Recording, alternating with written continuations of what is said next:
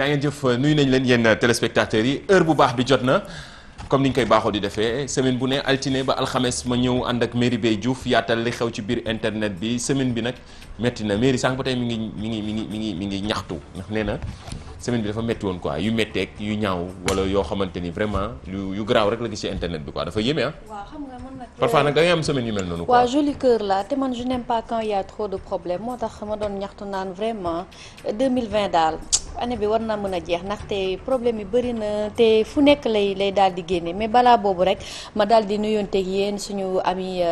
internautes yi ak téléspectateurs yi nga xamante ne saa yu 13h30 jotee ngeen daal di toog seen kanamu télé wala ñii seen kanamu téléphone. wala sax tablette di ñu daal di seetaan ñun waa li xew ci biir internet bi wala ëttu internet. nekk na lu nga xamante ni émission bi ñëpp di xaar bañ na ko bu waxtu wi jotee ñëppay daw ñëw wala yor seen smartphone comme ni nga ko waxee jàkkaarloog émission bi di xool ndax nee nañ da leen di yee parfois aussi da leen di gën a tax ñu gën a xam ni ñu utiliser téléphone portable d'ailleurs parlant de téléphone portable semaine bi promettre nañ leen ñu ñëw dinañ ñëwaat ci WhatsApp de A à Z loolu am na solo nag. waaw waxoon nañ ko parce que suñu yaay yi il faut que ñu jàngal leen. li nga xamante ne mooy WhatsApp dëgg ak naka lañ koy utiliser parce que bu ñu fàtte ne aussi ñoom tamit ci émission bi la ñu bokk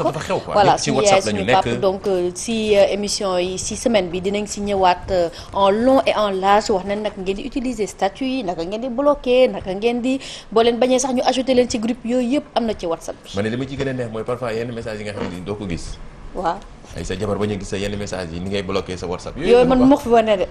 man yooyu du ma ko fi wane. wane yëpp rek gars yi dañuy wane.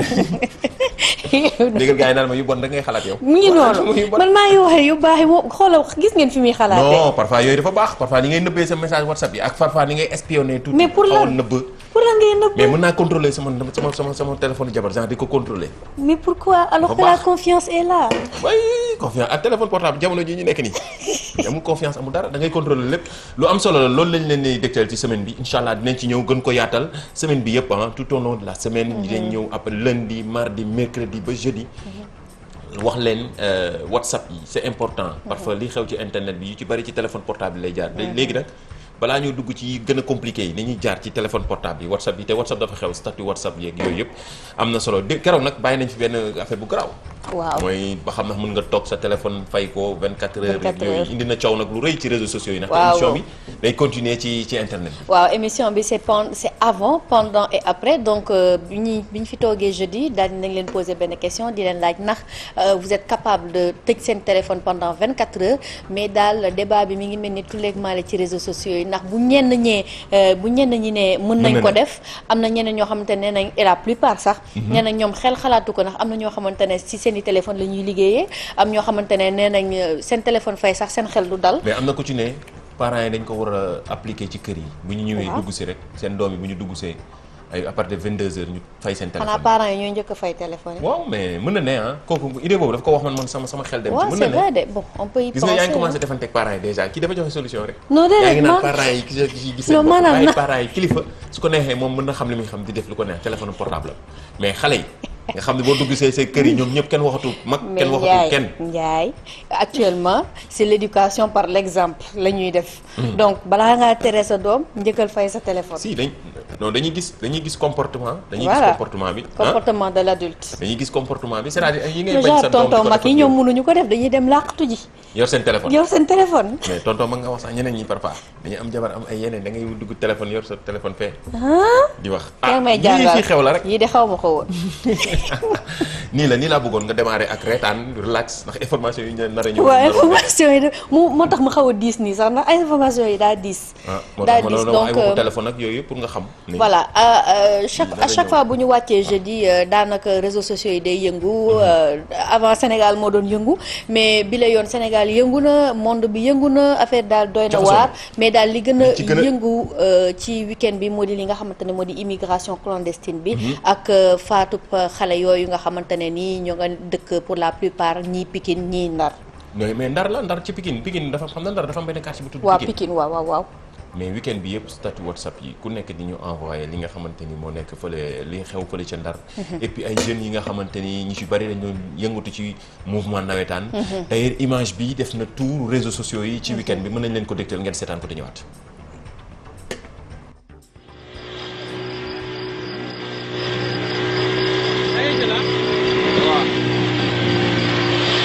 xaw a sori quoi dafa sori.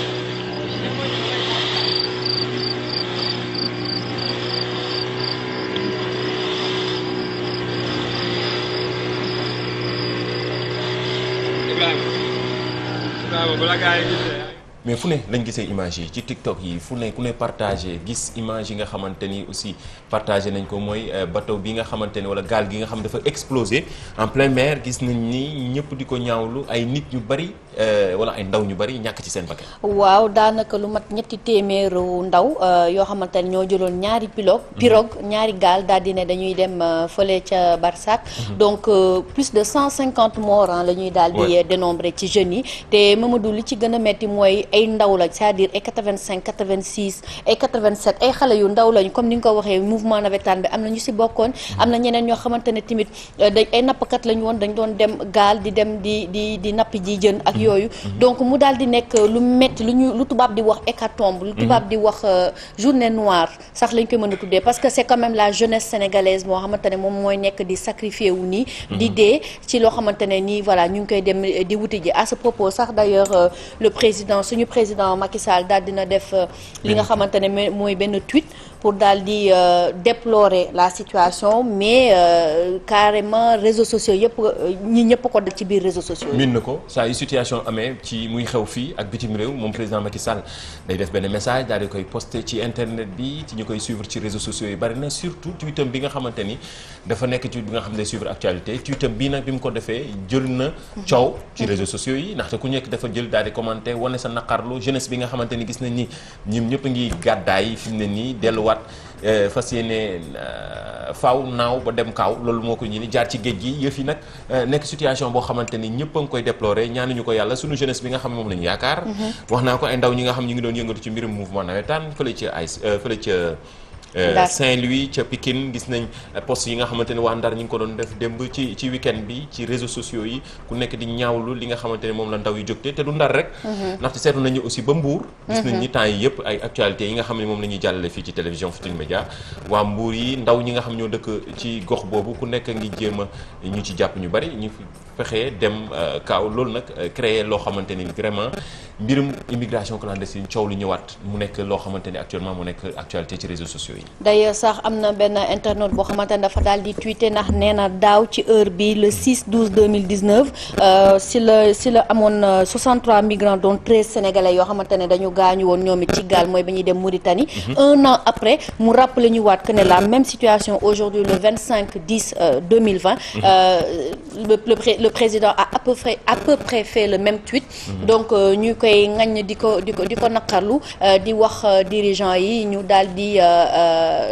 bon ñu ci bëre réseaux sociaux yi nit ñi ñëpp di kaas naan waaw dañu abusé par les dirigeants xale yi amatuñu espoir moo tax ñu bëgg a dem parce que ku ci nekk lu toll ni 3 millions nga daal di cotiser pour mën a dugg ci gaal pour mën a dem ñi nga xamante ne nag ñoo moom gaal gi police Mbour am na ñu mu ci appréhendé am na ñu mu ci jàpp parce que boo seetloo presque 300 migrants ku ci nekk jox la 3 millions loolu ñaata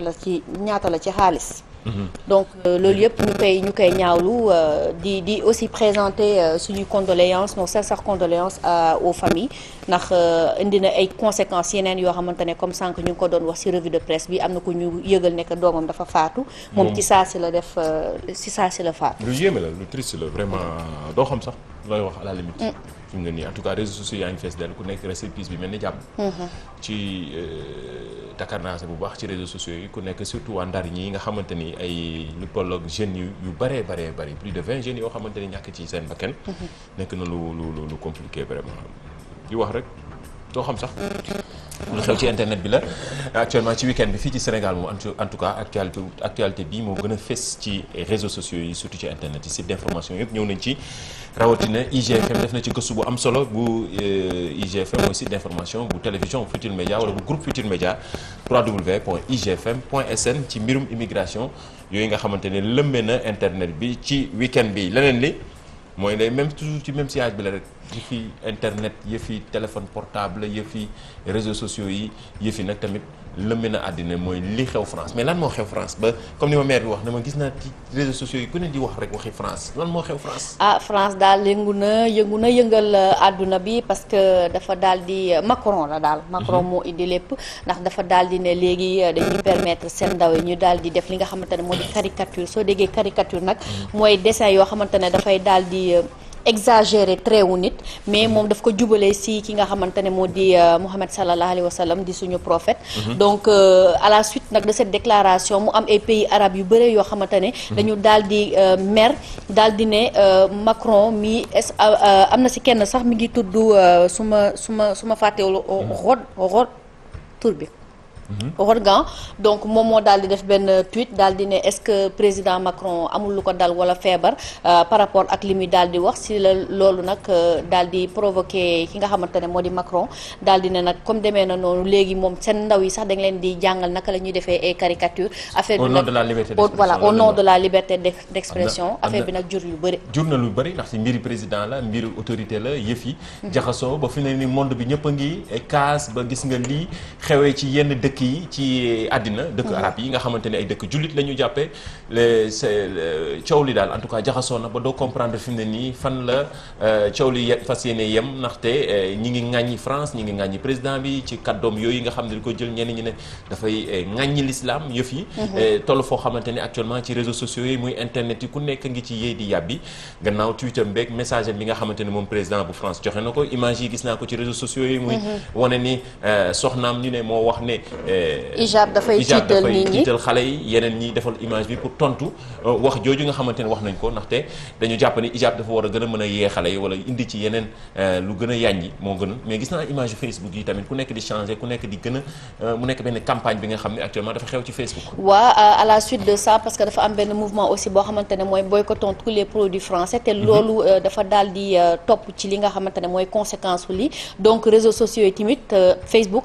comme à chaque fois bu amee événement moo xam événement bu triste wala événement bu heureux dañuy daal di génnee filtre pour loolu donc c'est la ñu génnee filtre boobu ngeen di gis nii mooy I love Mohamed sallallahu alayhi wa sallam wala respect Mohamed sallallahu alayhi wa sallam donc jullit bu ci ne daal di si gis boppam daal di ko appliquer si li nga xamante ne moo di photo de profil am comme ni ñu ko waxee Facebook réseaux sociaux yi ñoom daal dinañ ñëw ci loolu mais réseaux sociaux yi en tout cas yëngatu nañu parce que ñëpp tout le monde est en train d'appeler au boycott de tous les produits français moo xam oto la moo xam Air France moo xam leneen ak leneen suite par exemple aux manifestations yoo xamante ne mi ngi am à l'étranger Sénégal tamit on n'est pas en reste parce que xam nga ne réseaux sociaux moom le monde maintenant c'est un village planétaire li xew fu ne li xew France day xew fii ci Sénégal ku nekk di ci yéey ci yàb bi gis nañ ni tey dëkk arab yu bari dañ ne ñaawlu li nga xam ne président Macron wax na ko gannaaw ba ñenn ñi sax dañoo mujj ndax indi rapatrier seen ay diplomate France def na ko ci digganteem ak Turquie gis nañ yeneen dëkk yi même fii ci Sénégal am nañ image léegi yi nga xamante ne moo daanu ci réseaux sociaux yi xam nañ dañoo am réalisateur connecté muy DT mi ngi ni l'activiste bi ki nga xamante ne mooy activiste bi di Karim Xurum Xaq ñu ne ñi xamal ñu ne bokk ci membre nitu dëgg yi arrêté par la police après avoir brûlé le drapeau français à la place de l'Obélisque mooy image yi ngeen di gis nii Karim Xurum Xaq sûrement ci même sujet bi ñuy waxtaan moo ko waral ndaxte coowal réaction président Macron bi nga xamante ne gis nañ ni àddina bi ñëpp ay génn di ñaawlu Karim Xurum Xaq ñu ne jàpp nañ ko actuellement nii waa police yi jàpp nañ ko ndaxte dafa taal drapeau France te loolu actuellement moo xew comme ni ngeen koy gisee ci yeneen dëkk yi nga xam ne ay dëkk arab la ñu ay dëkk jullit la. waaw comme je disais le Sénégal ne fait pas exception parce que maintenant le monde est un village planétaire donc lu xew fee rek day am forcément ay répercussions fii donc pour revenir au tweet parce que Emmanuel Macron dafa def benn tweet mu ne la liberté nous la chérissons l'égalité nous la garantissons la fraternité nous la vivons avec intensité et rien ne nous fera reculer jamais donc au nom de cette liberté d'expression moo tax problème yi yëpp daal di juddu ñëpp nag ñu ngi toog actuellement di xaar lan moo nar a nekk sortie wu président de la République du Sénégal monsieur Macky Sall. comme que situation bu nekk da ciy génne ab tweet wala message daal di joxe xalaatam position moo tax internautes yi tamit di samp ab laaj di xaar président Macky Sall ci genre situation yi ni mel ndax tey bari na ci wax naa ko sànq bari na ci actualité yi nga xamante ne wala ju ci ëpp day génn joxe xalaatam ñun ñii ci émission bi bari na ci ay réaction au président Macky Sall en temps réel sax parfois mu gaaw lool dañ koy gis ci tweetam message yëpp tamit internautes yi ñu ngi koy xaar di xaaraat position ndaxte yii tamit ñuy xool ci di xam position suñu autorité daf ci am solo information bi mooy lii Karim Xurum Xaq bokk ci membre mouvement wu nitu dëgg dañ ko daal di jàpp fële ca place de l'Obélisque li ko waral mooy ñu ne dañ fa doon taal lii di drapeau France mu nekk mu jur ab jiixi jaaxa digganteem ak waa police ba ñu arrêté ko loolu xibaar bu ñu jot la internautes yi daal di partagé vidéo bi actuellement mi ngi lëmbe ci réseaux sociaux yi mi ngeen hashtag bi sunu net la hashtag bi nga xamante ni moo tax ñun ak yéen ñuy partagé yenn informations yi am na solo actuellement bari ngeen ci di ñu suivre ci sunu page Facebook bu télévision Futurs Médias actuellement yéen a ngi commenté gis nañ ku nekk di joxe xalaatam kii nag ñu nekk ñi ngi joxe xalaat ci actualité bi nga xamante ni moo lëmbe week-end bi mbirum immigration clandestine bi nga xam ne ñëw nañ ci sànq mbirum la xew France ci mbirum liberté d'expression ak caricature yi nga xamante ni dañ koy jagleel kii di prophète Mohammed sallallahu alayhi wa sallam paix salut sur lui loolu nag nga xamante ni gis nañ ni ku nekk ñu ne dañoo war a respecter sa diine fonk diine jàmbur nekk na lu am solo loo xamante ni monde bi ñëpp a ngi koy déplorer ñenn ñi nga xamante surtout ay nitu dëkku jullit lañu ba ñu sax daan ne dañuy fas yéene boycotter yenn produits yi nga xamante ni koy bàyyi ko fële ca France. produits et services d'ailleurs. oui loolu nag jur na coow yi nga xamante ni gis nañ ñi ci réseaux sociaux yi ak internet bi ku nekk a ngi ciy wax. ku nekk ngi ci wax donc dinañ xool fan la affaire yi dina nar a mujjee parce que ñu ngi daal di gis déjà sur Twitter c'est en train de se passer que ne président Macron mi ngi peut-être revenir sur li mu wax ndax mi ngi naan que ne moom dañu peut-être mal interpréter li mu wax parce que il a des amis musulmans donc nit ñi xam nga rek internautes yi ñoom dañ si aay mi ngi ne diplomatie à 48 heures la Turquie ñu ne Turquie ak Iran ak yenn dëkk Jordanie en tout cas les pays musulmans ñu si bëri ñi ngi ñaawlu mais surtout message yu Erdogan bi nga xamante ni dafa ŋàññi daal li nga xamante ni président Macron wax na ko dem ba daal di tëqale li nga xam ne wax na ko ngir ñu seet ko ci mbirub docteur ndaxte daanaka dafa mu méngale ko ku feebar ndaxte nii ne kenn du ñaawlu kenn du ŋàññi diine jàmbur loolu baaxul kenn du ko def ci rawatina diine musulman nga xamante ni France bu bari ñu si bari ay ndaw ay musulman lañu te àddina wërngal këpp dëkk yu bari defe naa ne looloo tax Macron daal di bëgg mel ni revenir sur sa décision sur li mu wax li parce que moom en tout cas actuellement sur Twitter mi ngi daal di leeral ne moom du fu mu waxee foofu lañ ko interpréter du noonu donc actuellement Twitter en tout cas mi ngi yëngu ndax jeunes yi ñu ngi commencé ne waaw ñu ngi koy commencé di defal ay montage naan voilà c'est pas parce que ne da nga wax lii que ñun comprendre nañ bu baax li nga bëgg a wax ndax Macron il est en train de revenir sur ses dires en disant que moom il a des amis musulmans mais ça ne justifie pas forcément que au nom de la liberté d'expression ñu war a def yenn yi si toujours li nga xamante ne moo di religion. mi ngi noonu tey moom émission bi yëpp ay mbiru Barça ay dee ay mer. te du noonu daal ñun dañuy sonal ambiance yi comme d'habitude yi ko doon gën a neexal mais parfois aussi. internet moo ni mel parfois mu neex parfois mu naqari quoi fi mu ne nii daal lundi bi daal ni ñu ubbee semaine bi mu naqari. espérons que semaine bi incha allah dina nekk leneen lu war a gën a jox volte-face joxe face bu baax bi. image bu baax bi nga xam ni baaxoon nañ ko di ko partager ndoo ak yéen internautes yi ci waxtu wi bari ngeen ci di ñu suivre ci réseaux sociaux yi muy Facebook Twitter wala Instagram. wax nañ ko YouTube bi miin ngeen ko gis nañ ay commentaires yu bari gannaaw ba ñu waxee poser question kii kan la mooy rubrique bi nga xamante ni le meilleur pour la fin comme ni ñu koy waxee moom la ñëpp di xaar ci kii kan la bii passé nag ñu bàyyiwul ne nag benn photo boo xam ni ñu laaj leen kan moo ne ci ginnaaw photo bi kii kan la bi mu nekk image bi nga xamante ni ñëpp di ko xaar réponse yi bari na ci sunu page YouTube bi nag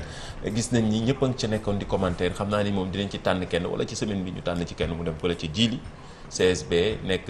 rond-point cité kër góor gi nekk sponsor officiel bu émission bi mu nekk lu am solo loo xamante ni moom Djily fa la ñuy tànnee kenn mu dem fa daal di photo posté envoyé ñu ñun tamit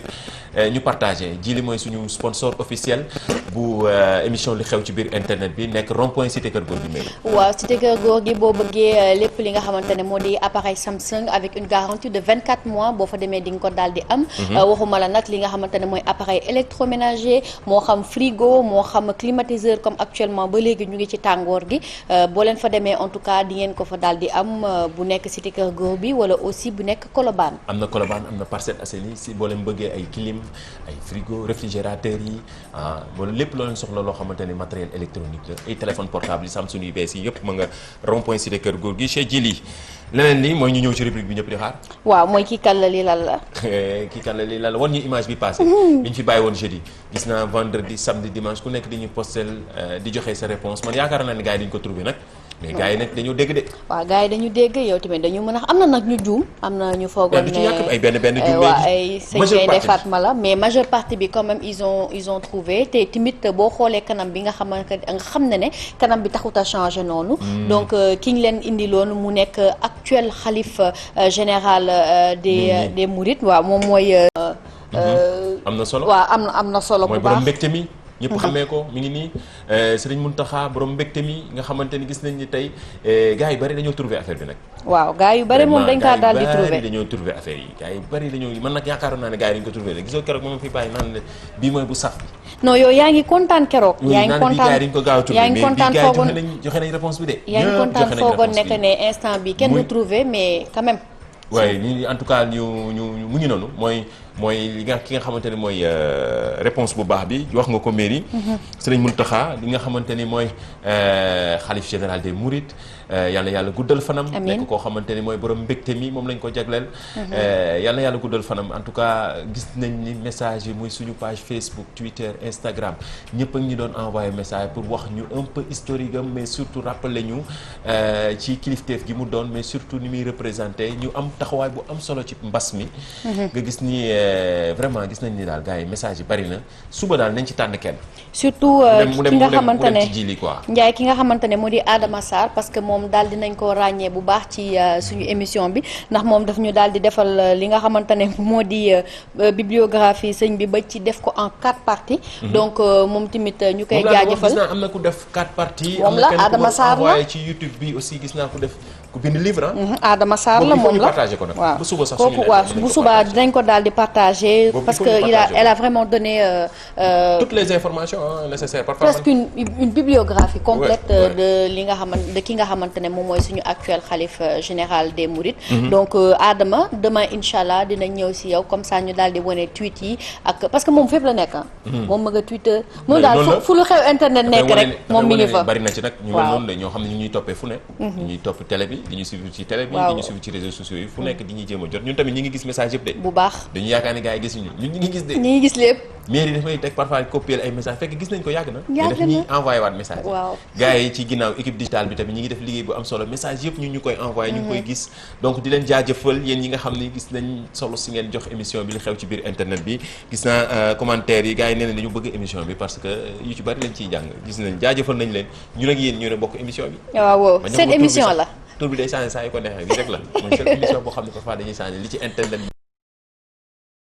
bi li xew ci biir internet bi lépp internet lépp te yéen la lépp yéen la yéenay joxe tur bi waaw tey nag kan nga indi tey wan leen ñu tey kay yow yaa indi mairie man temps yëpp yaa indi man damay ci plateau bi laa koy découvrir moo tax temps yu xaw a saf laay indi léegi nag nañ ñu wax kii kan la waaw ñu ngi xaar gars yi nag dañoo gaaw rapidité macha allah nga foog pat ñu leen la xoolal kii la ñu xool ndax bi yoon dinañ trouver ñu ngi xaar est-ce que gars yi commencé nañ am ngeen 24 heures fii ak suba heure bi ñu ñëw joxe réponse bi mais en tout cas bu ñu fàtte ni bu Serigne Mountakha bi yàlla guddal fanam amiin suba dinañ indi ki nga xam ne moo ci def 4 parties ñu détaillé ko un peu tey nag xam nga information yi ñu jëm mbirum immigration fii xam nga yëfi France yi xam nga yëf yi daal xaw a compliqué daal mais suba incha allah dinañ ci ñëw biographie bi am na solo te gis nañ ni war nañ ko partagé ndoo ak yéen te loolu am na solo lu am solo tey nag mairie ki mu indi ngi noonu ñu ngi xaar maa ngi xaar réponse yi gars yi ngi commencé gars yi rapidité bi temps réel lii mooy internet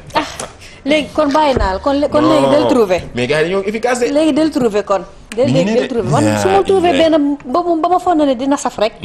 mu am ñu ñëw trouver ngi nii de yaa ngi nii de maa ngi gis gars yi de ci suñu page officielle macha allah yéen Facebook bu télévision Futur Média réaction yi bari na commentaire yi bari na gis naa gars yi yëpp ngi commenté déjà am nañu commencé trouver joxe réponse bu baax bi man ak yéen a yem ci biir laa fii laa ko découvrir sama xel rek laay utiliser tuuti rek parfois ma juum nag jàdd de daanu mairie di ma kaañoo noonu la bu ñu daal di jógee ci kii kan la ñu daal di leen indi lii la parce que am na benn image bu ñu fi indi woon. nga may laaj naan ma lii lu mu doon. waaw internet yi nag. ñoom ku ci bëri bi yoon par contre internet yi amul ñu bëri ñu xam lii. nekk parce que gisuma si réponse bu bëri. lii. nekk xale bi DT kenn du yow. DT trouvé na ko xam naa. mais yow tamit ñii ku nekk booy fii Sénégal jaar fii dem géej foofu dem géej ñu xam ne nii. dégg leen ñu ngay yëngal foofu ci région bi donc lii mooy Garga Mbossé. fii ku fi juddoo fii nekk fii di dem géej taxawaalukat yi man mi nga xam ne dama daan dem géej. di bëgg a baale waa Guédiawaye Ravin parce que foofu daal dina fa bëree lu baax laa dégg. donc mais bi yoon nag par contre internet yi gisuma si ñu bëri ñu si commentaire. dañu fàtte de mais fii xam naa génération 2000 bi la moo tax ñu tëb ko. 2000 fekk nañu Garga Mbossé jeex Garga Mbossé donc li mooy Garga Mbossé loolu lañ leen indil woon ci lii lan la bi. tey xanaa ñu won leen rek leneen lan lañ leen indil ci lii lan la bu bees. acca DT moo fi ne réactivité taf lii lan la mairie. lii lan la. ay image yu furu lañ la. lii lan dafa am benn image bu nekk ci biir. waaw lii lan la yow loo gis. du ma wax de. bàyyi ba suba nga wax li nga gis. nañu postel seen jox seen. waaw nañu gars yi postel daal lu ñu gis. waaw. mu fi kenn ne ay train nag. maa ngi seen. waaw xool leen bu baax. forme. bul joxe indice nag yow tamit bul yàq affaire yi. bul yàq bul joxe sa kanam gi saa yi seen ci biir noonu. yow mairie sa kanam gi daal sa kanam gi daal am na solo jox ñu image du jour bi balaa ñëw jeexal joxe gars yi jox waaw ñu seetaan image du jour bi. wan ñu image du jour bi ñu jox rendez-vous gars yi demain ci beneen numéro li xew ci biir internet bi image du jour bi nag d'habitude gars yi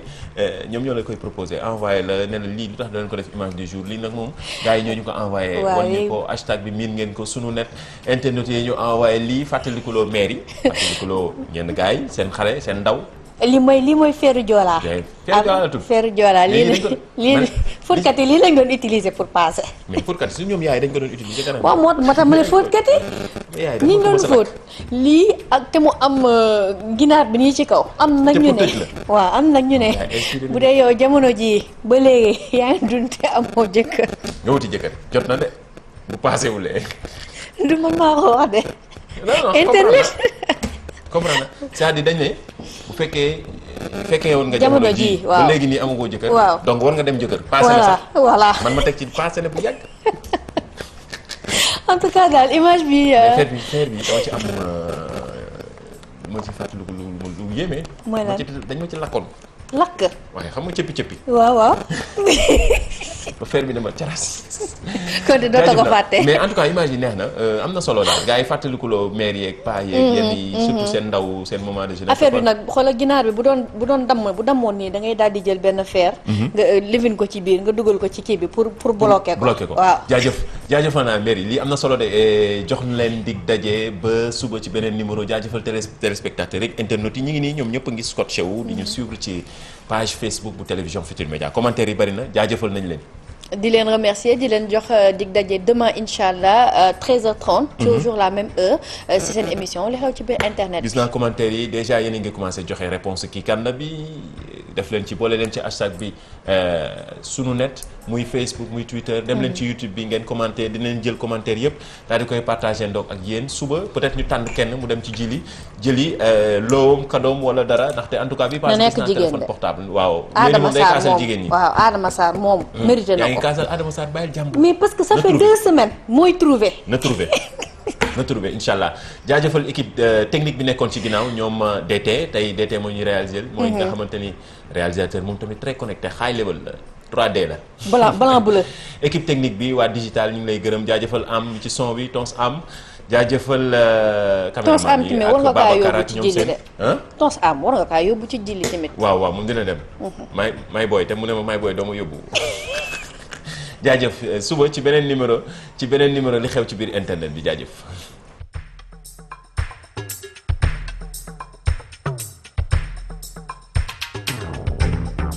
sama sàcc nga gis ko